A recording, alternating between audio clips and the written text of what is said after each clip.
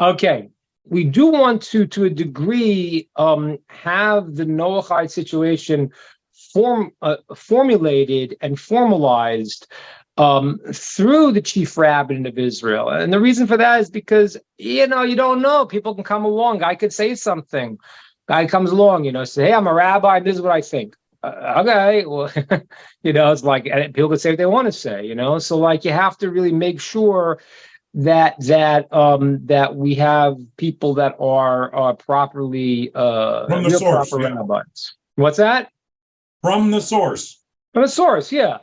Again, the source is not the individual. That's the thing. It's an amazing law in the Torah. It says, how foolish are people? They'll stand up in front of the Torah, but if a Torah scholar walks in, they won't stand up. Now, people misunderstand what that means. You're not standing up for the Torah scholar as an individual. It's the Torah that he embodies and he lives. So it's not a person, this is a charismatic guy, Tony Robbins, he's got some great ideas.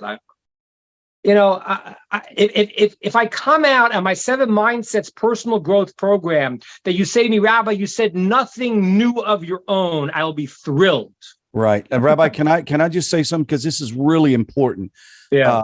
For those of us who come out of our previous religious lifestyle and we get to Judaism, like there's such a reverence for Torah.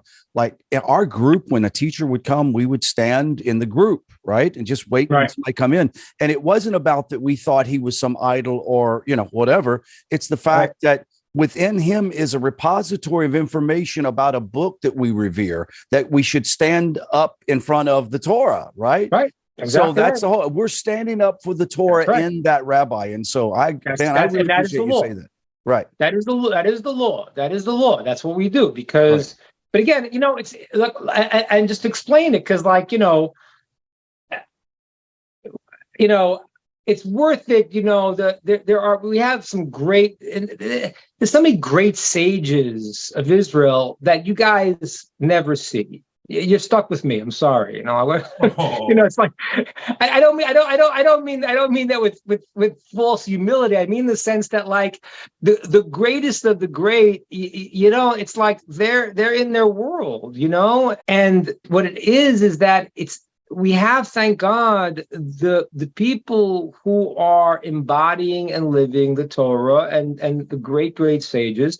And that's really it's not the individual. It's the Torah that they represent and that they understand and that they espouse and they're living. So the thing is that the greatest sages of Israel, the world doesn't really know at all. They're not, and that's the way it is. I mean, it's like when a person sees a Jew, who do they see? Mark Zuckerberg? All respect to, he's a smart guy, but he's an idiot. No offense, but he's an idiot. I mean, he does not have the most fundamental understanding of Judaism. And Mark, if you're listening to me, I love you. You can come to my house. We'll have Shabbos dinner. I'll explain it to you. And you're a smart guy, but you take your Jewish mind and you're using it to whatever you're using it for. So people are seeing the Jews that are not the ones that are the repository of Torah that they need to see. So what I'm saying is that, like when I, like I say in my program that I was referring to is like, I don't want to say my own ideas because my own ideas will be limited if you understand the Torah and then a human being, and this is what a sage has the ability to do. This is a very, what I'm going to tell you now is wild. But this is why it's a verse in Proverbs that says that the sage can be greater than a prophet. It's a verse in Proverbs. That a wise man can be greater than a prophet because the prophet receives the transmission. The sage goes up into the Torah that God has given. He understands it, and now he's proactively translating that into the world. And he can therefore even see things that are going to be future, but not from the idea of prophecy. Prophecy is on hold now from the time of the Second Temple, as we were covering in our last sessions on Nehemiah, that in that period, after they established it, the rabbis actually did certain things in the world that ended prophecy. Now, what that means was the rabbis at that point prayed for the world to go into a level where there would not be the great challenge that previous generations had that we don't understand what they are, this thing called idolatry. You read about idolatry, you're like, what are these people nuts? Like, this is like an idiot. Like, what is this? You read the things you don't understand when you read it in the Torah. You're like warning against idolatry. Like, what? Because we as modern man say, well, okay, these guys are morons because they're bowing down to it. That wasn't what it was. It really wasn't. It was a.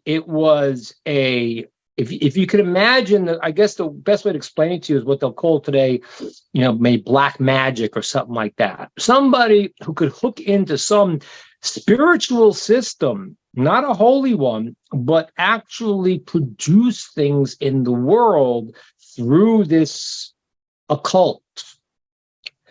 And that was a certain drive in a person. It actually hooked him into this negative power, and he was drawing in. That's why, I don't know what what these idolaters did. I don't know, but you look at the ancient Aztecs. They pulled out the heart and they ate it. I don't know what these nuts were doing, but the reality was they were trying to do something that was connecting to some part in the life force of reality in the system that God created that parallels the holiness. There's a system that parallels the holiness, and that system is what gives us free will.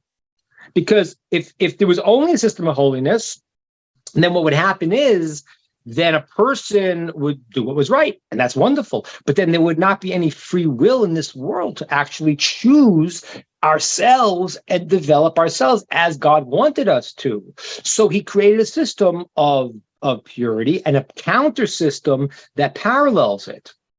Now, very, very important, because this is where a lot of people who made up religions go in different directions. The force that God created that does this force of concealment created, is not in a battle with God. You cannot battle God. It doesn't make any sense. That's why we can understand that as being heretical in its essence. It is an employee that God has created that does their job, and their job is to go and to make concealment and confusion, and that is part of the system God created, that you should see through the lies and see the truth.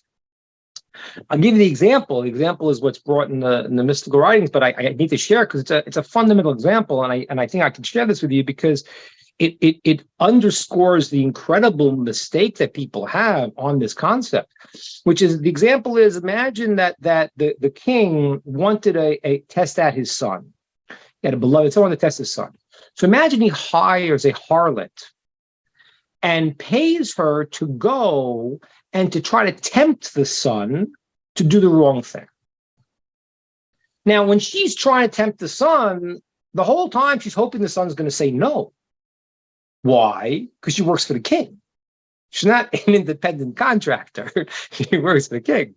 So what happens is that the forces that God created of concealment are what God created. And this is what has caused idolaters and philosophers to fall for many, many years, because they're like, wait a minute, if you say God is all good, how could there be bad in the world? And that's why they created the ideas of a good God and a bad God, a God fighting against that, and then all this whole polytheistic concepts, which have different forms today, but it's rooted in this idea. So the reality is that there is one source, and he creates the world, and he creates a system of the holiness that connects, and then a system that doesn't connect all the way, because it's a created system where there is the ability to give illusion and a parallel one. So if you feel a desire to do something, there's got to be an equal and opposite power that pulls you the other way. Otherwise, you're not choosing. right? You understand that?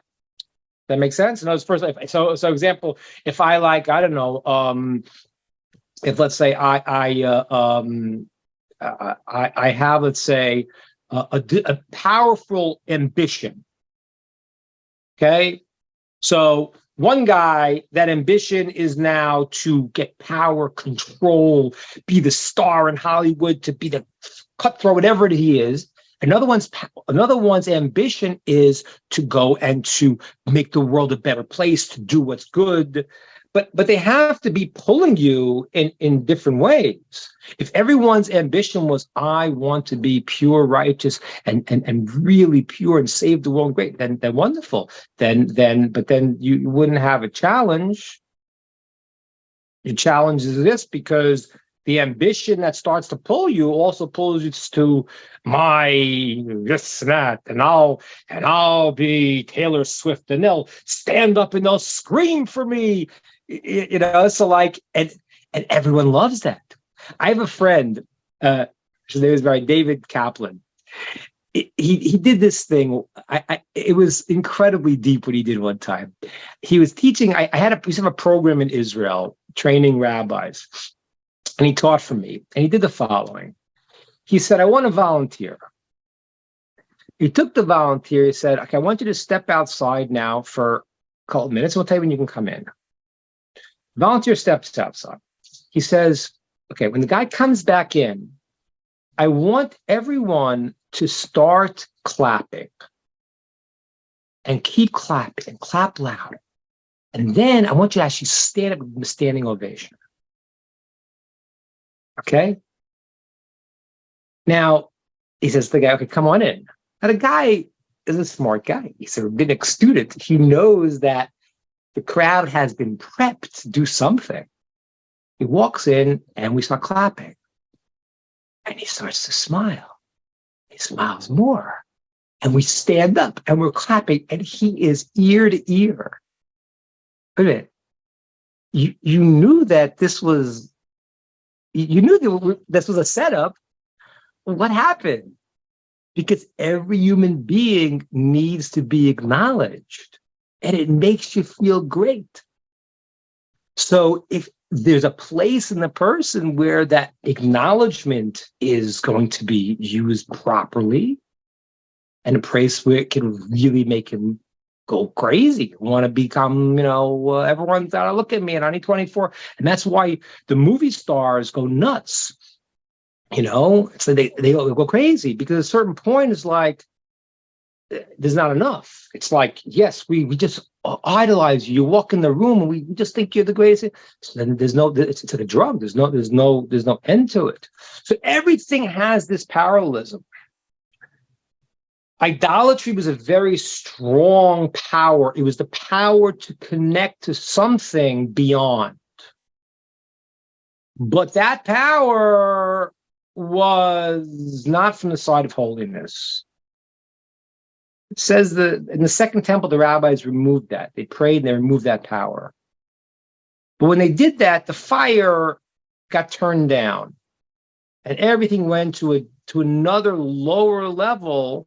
There's not this incredible desire for idolatry today, which is good and bad, because people are not maybe yearning. You don't wake up every day, I need to connect to something outside my physical world.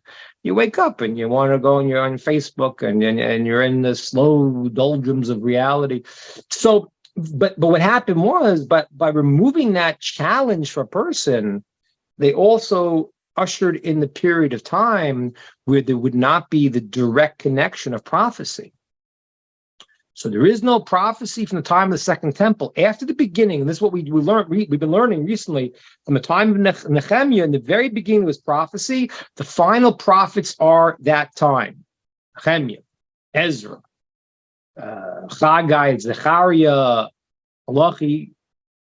So those are the final prophets. They're the ones who set up the Jewish prayers, which is amazing, because the Jewish prayers are not written by a bunch of guys who said, hey, please, God, give me. They were written by prophets. So there are a whole different understanding and a whole different level of what each word that they composed. But what happens is that led us into another period of time, which is the time that we're in now, which is we don't have prophecy, but we do have Torah wisdom. Is it as great as the time of the temple? No. Every generation gets further and further away until the Mashiach comes, not on the same level, but if you see a great Torah sage, it's a very real experience. Yeah. So I was thinking what I want to talk to you about, and I said, well, it's always good to know where we are in time. Like, where are we right now? You live your life, there's ups and downs, there's times you feel good, times you feel not so good, there's times of the year, and there's times of the generations. Where are we right now? And I'm going to tell you where we are in reality right now to understand it. And I think that maybe it's going to be hopefully helpful. We just passed the day called Tisha B'Av a week ago, a little more than a week ago. And the day of Tisha B'Av was the day we told the temple was destroyed. But what people don't realize is that the purpose of the destruction was not the destruction. The purpose of the destruction was the rebuilding. And this is, I mentioned this last time, but I want you to understand that it's like the reason why you punish your child, and this week's our portion also, the reason why you punish your child for a normal parent is only to help them. So the punishment is always for the purpose of the good. That's just and if you're a parent and you don't understand that God functions to you in a greater way, then you have a disconnect, because every normal parent knows that.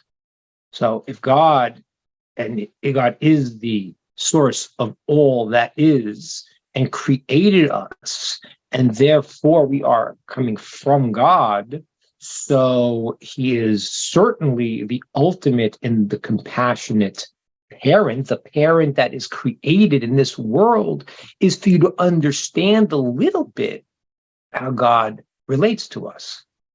Again, I'm not taking the non-Jewish approach of thinking I understand God. You don't understand God. God is infinite.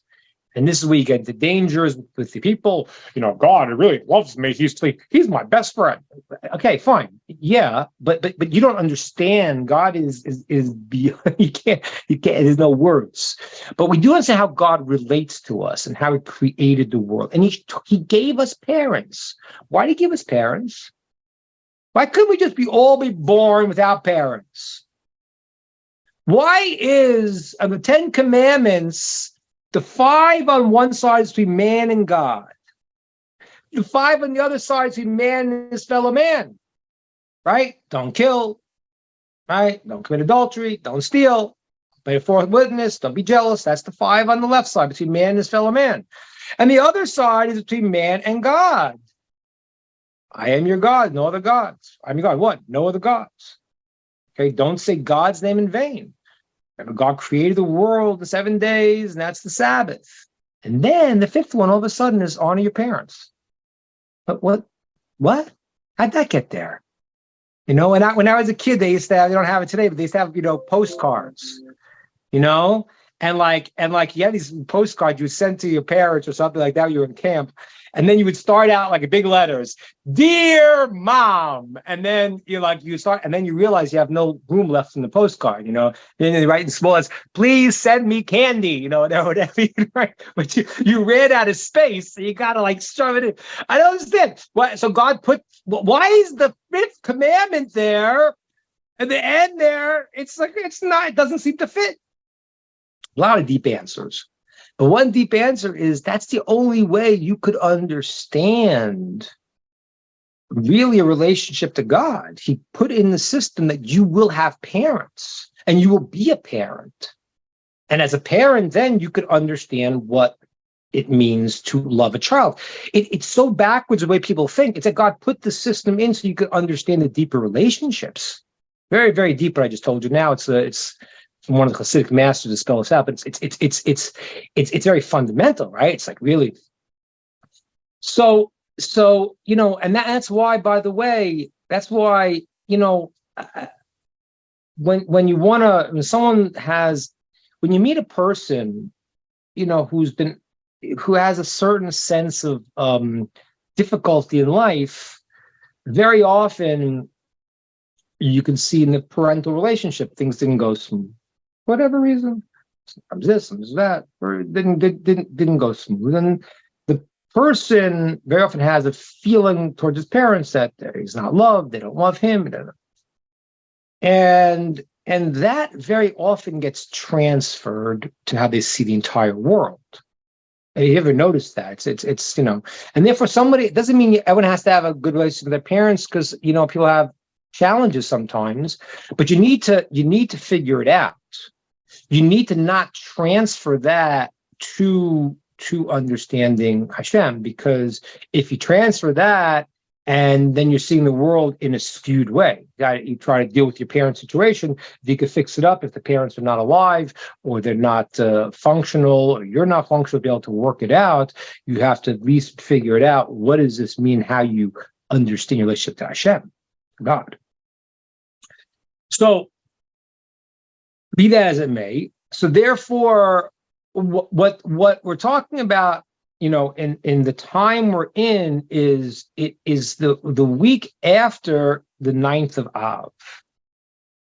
And the 9th of Av was the destruction, but the point wasn't the destruction. The point was the rebuilding. That's why it says the Messiah's birthday is on the day that the temple was destroyed, the 9th of Av.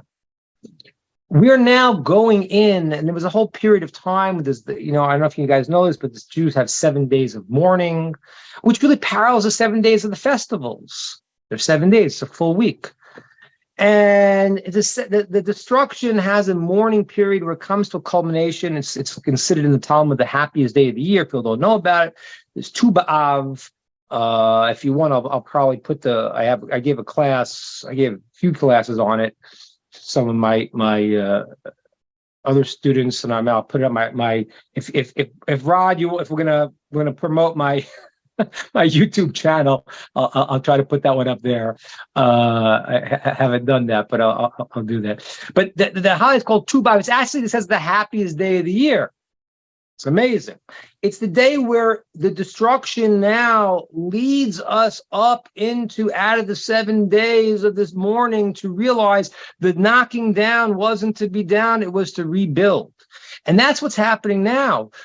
You may have heard, I may have taught you this before, between Passover and Shavuot, from leaving Egypt to getting the Torah was a 50-day process. 7 times 7. 7 is the full cycle of the world as it is today. 7 days a week. 7 times 7, and then 50 is the ultimate day we got the Torah. There's 50 days also from the destruction of the temple till what?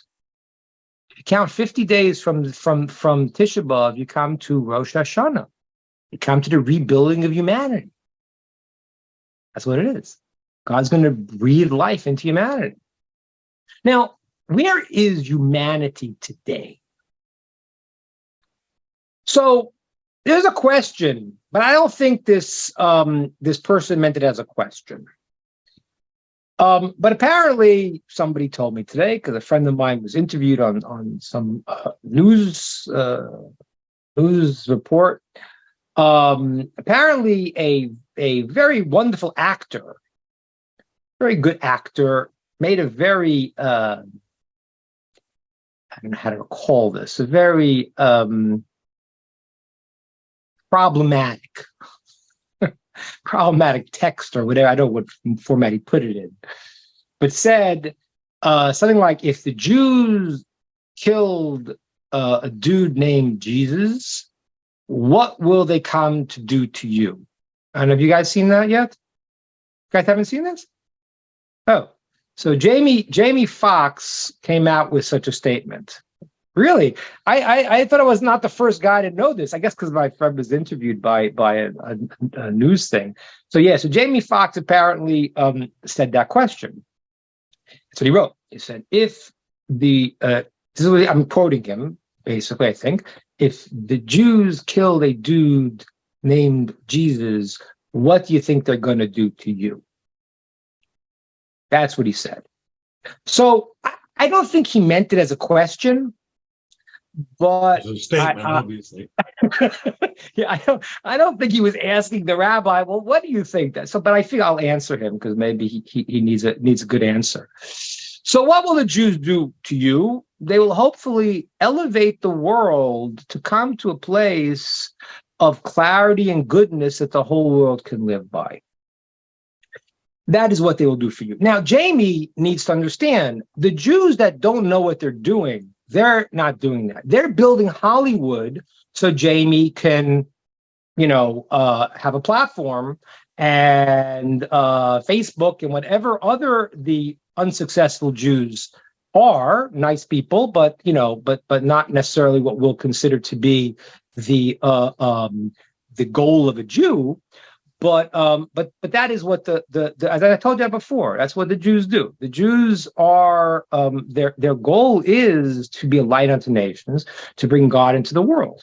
And as I said to you earlier, you guys know me a little bit.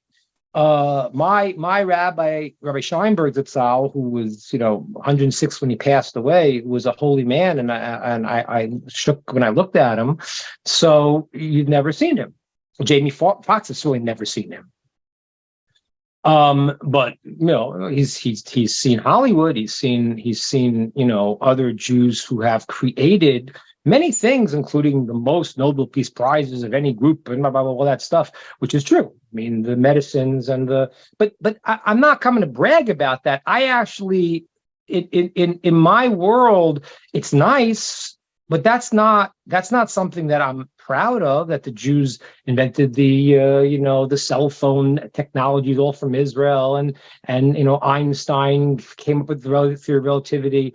It's nice. I'm not particularly proud of it. It's not Einstein is not viewed by, let's say, the Jewish world as a tremendous success.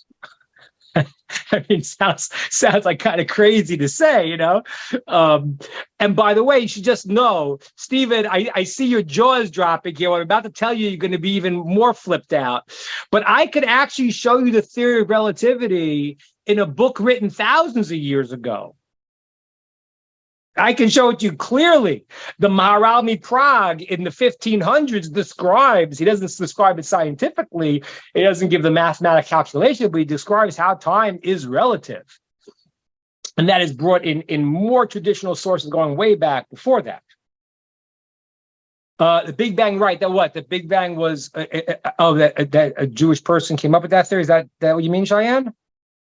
Cheyenne asked that the Big Bang, I didn't know what you mean, that it was a Jewish person that first person was, I forgot his name, George something. Was he Jewish? Maybe he was Jewish too.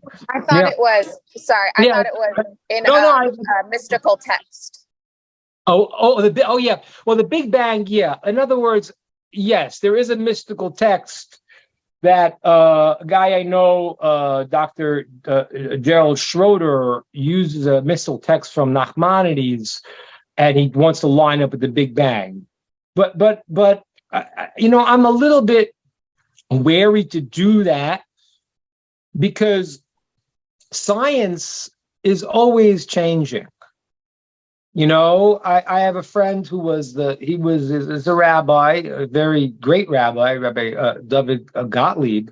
He was the dean of philosophy in Johns Hopkins University, and he became a rabbi. And a number of years ago, I was talking to him, and he said to me that he once asked the science person, in the department, but how much of what we teach now will you teach in 50 years?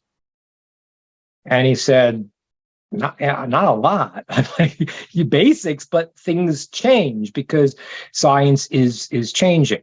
So yes, there is a text that Nachmanides talks about the structure of the world because before the world was created, there is no time and no space. So I don't want to digress too much, but Cheyenne's, it's a very important question. I'll just digress for 1 second. So that's really it was called the steady state theory before. People believed the world was, the universe was infinite. That's what the Greeks believed. And that takes care of the question of God, because who created the world? It's always been there. How to get there? I don't know. How did God get there? So that's the way the Greeks kind of dealt with it. But Torah says that that's patently not true, and it talks about the concept of creation ex nihilo, something from nothing, means there was no time and space. It's like, and then when you learn the Big Bang, you understand the concept that they call it came from a singularity. If you compress time and space into a spot where it goes on to nothing and it goes out somehow endlessly in this theory. So the point where the Big Bang, the universe starts to explode from, it's not expanding into a place. There is no place. It's creating space. So that part is certainly true, that there was no space, there was no time. The universe was created. That's the concept of ex nihilo. That's the concept of Bereshit, that there wasn't a space. There is ultimately there is. We can't even. I can't even say it, but all there is God. Now, how God created that is beyond. I cannot discuss this in this forum for sure. I maybe even said too much already. But to understand the part that we need to understand, which is that anyway, Cheyenne, thank you for the point. I appreciate it. The part that we need to understand here really is the so when I look at a guy like Jamie Foxx and what he said. So first of all, it's unfortunate that he doesn't really understand the mission of the Jews. And the answer to your question, Jamie, is what will Jews do for you? Is that they will bring in a period of time where there'll be world peace and truth in the world. And that's really what it was. As we talked about, Stephen asked me a few weeks ago, that's when the time of King Solomon's temple, there was no natural catastrophes in the world. There was no poverty in the world. There was a blessing in the world.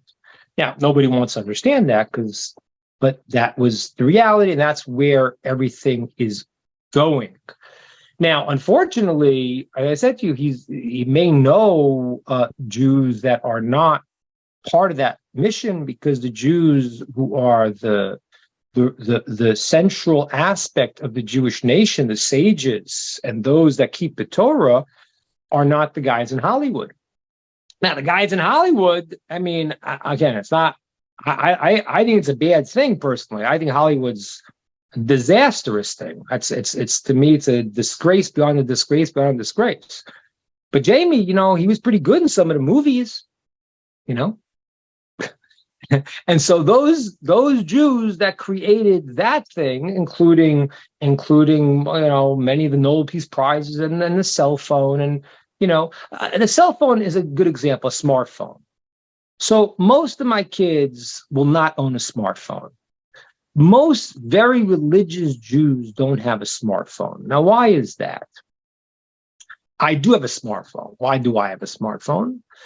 Well, because the smartphone's an incredible, perfect example of what I was saying to you before.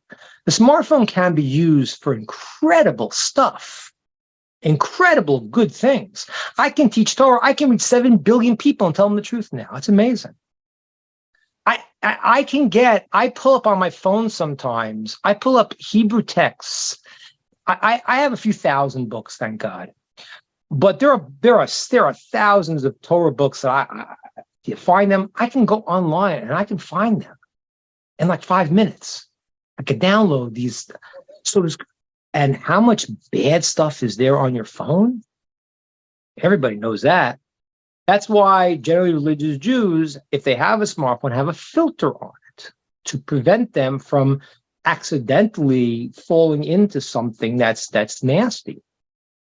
So the question, Jamie, that he asks is, where are they bringing you to? They're bringing you to a very beautiful world. And the ones Jews I don't think are doing that, are the ones that are, creating the other things that you like. I don't like them. I don't like Hollywood. I don't like smartphones. I don't like any of those things. That's not the Jewish mission. But, so that's the first. Now, the second thing, And then the first part he says, and I quote, the Jews killed a dude named Jesus. What will they come to do to you? So first thing you have to know is, who was this person named in the Bible, Yeshu? Who was he? Well, we know who he was. He was a Jew. He was a rabbinical student of the Rabbi Shua ben Parchia. He was a rabbinic student that took a approach that was very different from the Jewish approach. And that did not sit well, very much like there are Jews who espouse other ideas that are not the ideas that we got from Moses at Mount Sinai. And he was a student who did that. The Jews did not kill him because the death of the personage that is spoken about is a crucifixion, which the Jews did not do crucifixion in their court. That was a Roman method of execution. Jews never, ever, ever did such a thing. It was a very specific way that the capital punishments were tried. So his assumption, that what will they do? They killed. Well, that's not true. First of all, Jamie, and the second thing is, even though is that the point, which was the point then and is the point now, is what did they do? They disagreed vehemently with the change that he was saying. And let's see, I don't know, because, the world wasn't so good at dialogue for many years. And then they thought they got better, and now they shut down any dialogue. But people could have ideas. We could disagree about them. So what do? We disagreed with his ideas, and we still do. And we say that the Torah that came from God cannot be changed. Can't be changed. It's not to say, oh, God had a plan for Jewish people, and then he said, you know what? Nah, not such a good idea. I think I'm going to change the plan. That's a problem. That by definition, that cannot be God, right? If you change your mind, that's one of the signs that you're not God. There's a lot of signs, but God doesn't change his mind. So to go and to say that, we have a system that God gave and then he changed it, that's not what's going on. So what we said then and we say now is that there is a system, someone asked me this before, and I want to show this to you a second. I think saying Judaism is a religion, I think is not a correct statement. And I think even saying Noahide, I know we use the term, but it's not really correct either. Let me explain what I mean by that. A religion means that I have an idea, and this works good, this works well. I think to pray this amount of times, that amount of times. It's not a religion here. The entire world is set up according to God's wisdom as expressed in the infinite Torah. And therefore, these people have these things that they need to do. Those things that they need to do. The rocks, the trees, the animals, everything in the world is part of this system. Not a religion, yes, the animals have a function, like Stephen was asking me a couple of weeks ago also. Yes, there's a function. And how is the whole world built? The whole world is built through Torah. And thereby, people that are born Jewish have these requirements. People that are not born Jewish have these requirements. It's not a religion, it's a reality. That's what it is. So, where we are right now in history is we're coming out of the destruction of the temple.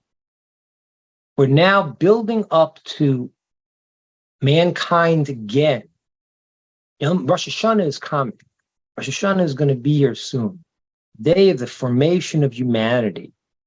And you're going to have people who want to fight it. And people who are going to write these kind of texts that are both ignorant and ignorant, hateful, yeah, okay, but yeah, but then where's that coming from? It comes from a place that a person's fighting against truth. Jamie, you want to come talk to me? I'm happy to talk to you. Yeah, happy to share ideas. Once we can't anymore, once you turn to the polemics of the medieval times to try to rile up the troops with anger and hate, you're out of reality. And what happens is that there are a strong amount of people that will fight the truth. I don't know if you realize this. I mean, most of them, it's an amazing thing. You've probably heard of the War of Gog and Magog, the end of times. I think in the Christian day, I don't think called Armageddon. I know what it is, but I don't know what the Christian concept is. But everyone knows there's some concept of this great war to the times. They come against Jerusalem 3 times and they fail. That really happens after the Mashiach starts to reveal himself. What? Do you hear what I just said? The first time I saw that, I almost fell off my chair. I thought, wait a minute. Once the Mashiach starts to reveal himself, everyone's going to shut up. No. The ones who want to push hatred are going to push it even then. That's how far it goes.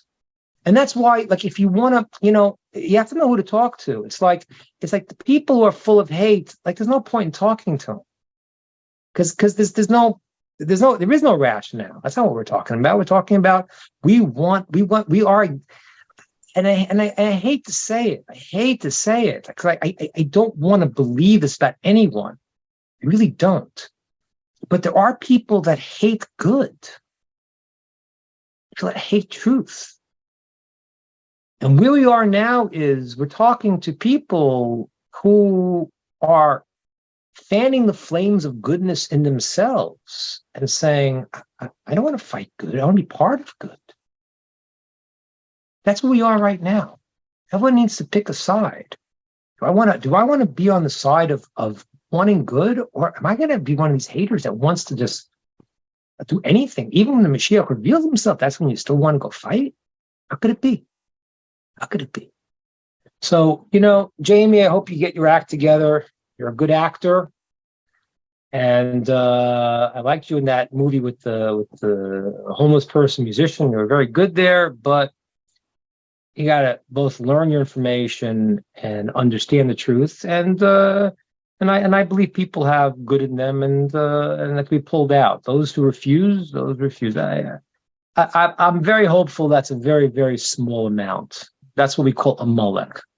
That's what we call the real root of Nazism. But I'm very hopeful, as the sages tell us, that it's a small percentage of people, and that we could really bring out the good in most people to disconnect from this. And then in saying these things on Facebook and social media, which is a platform that people have shut their minds off and buy propaganda, it's unfortunate, and it's a bad thing. But God runs the world, and those with a pure heart are always going to be pushed in the right direction, just like everyone who made it to this class.